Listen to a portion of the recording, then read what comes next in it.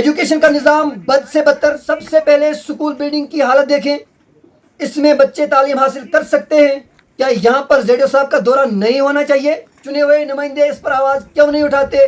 आवाज़ किसको उठानी चाहिए? के अंदर बच्चे एक बंद कमरे में तालीम हासिल करते हैं। आप पहले भी एडमिनिस्ट्रेशन तक इस आवाज़ को पहुंचाया था, कहीं न कहीं आवाज़ को दबाया जाता है। अस्सलामु अलैकुम वरहमतुल्लाहि वबरकातुहू। आई रोज़ हम बात करते हैं पंचायत गुई बेहमदासा की, और सबसे पहला स्टेप हमारा एजुकेशन का था और एजुकेशन का निज़ाम किस तरह से चल रहा है। जो आज आप लाहनी स्कूल की बिल्डिंग देख रहे हैं, स्कूल का स्ट्रक्चर कैसा है। जी हाँ दोस्तों, ये कहीं न कहीं चुने हुए नुमाइंदों की लापरवाही में कहूँ, और लोग मजबूर है। बच्चे स्कूल में तालीम हासिल करते हैं, बच्चे स्कूल आते हैं, लेकिन एक बंद कमरे में बच्चों को पढ़ाया जाता है। हो सके तो वीडियो को ज़्यादा से ज़्यादा शेयर करें, ताकि एक बार फिर एडमिनिस्ट्रेशन तक ये गूंज पहुँचे, ये आवाज़ पहुँचे कि इस स्कूल की खस्ता हालत को वो कब जो है बेहतर करेंगे। एक तरफ से डिजिटल इंडिया और दूसरी तरफ से स्कूल की खस्ता हालत। कमरों की हालत क्या होगी जब स्कूल के ऊपर लेंटर ही गिर चुका है? खिड़कियों की हालत देखें, स्कूल की हालत देखें, और यहाँ पर बच्चों की हालत क्या होगी वो आप खुद बेहतर समझ सकते हैं। स्कूल का नाम तो चल रहा है, लेकिन स्कूल की बिल्डिंग कहाँ है, ये मेरा सवाल है तमाम हमारे बाशूर अवाम से और तमाम हमारे उन लीडरों से जो अपने आप को लीडर कहते हैं। क्यों उनका मुंह बंद है? क्यों वो बात नहीं करते? क्या ये जो है पंचायत के अंदर बच्चों का मुस्तकबिल जो ख़राब हो रहा है, खिलवाड़ हो रहा है, ये जो है कहीं न कहीं तमाम ज़िंदगी के लिए नुकसान हो रहा है बच्चों का। क्या इस पर बात नहीं करनी चाहिए? जब हम आवाज़ उठाते हैं तो चुने हुए नुमाइंदे जो है वीडियो पर कमेंट तक नहीं कर सकते, और उनका मुंह बंद क्यों है? और इलेक्शन के टाइम वो लोगों के साथ किस तरह के वादे करते हैं? और स्कूल की बिल्डिंग जो है, या इसमें बच्चे पढ़ाने के काबिल हैं? क्या इसमें बच्चों का मुस्तकबिल बन सकता है? मैं सवाल करता हूं चुने हुए नुमाइंदों से, सवाल करता हूं मैं एडमिनिस्ट्रेशन से।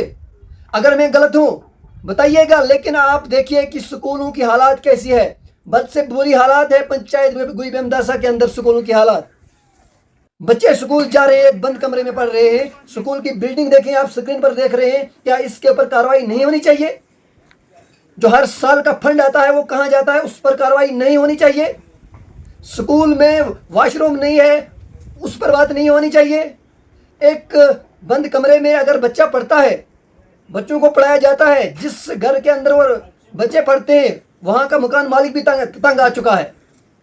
क्या वो मकान उसने खुद के लिए बनाया था या स्कूल बनाया था? मकान नहीं, वो स्कूल है। जी हाँ, वहाँ पर बच्चों को बहुत सारी दिक्कतें, बहुत सारी परेशानियाँ पेश आती है, लेकिन बच्चे बताएं किससे?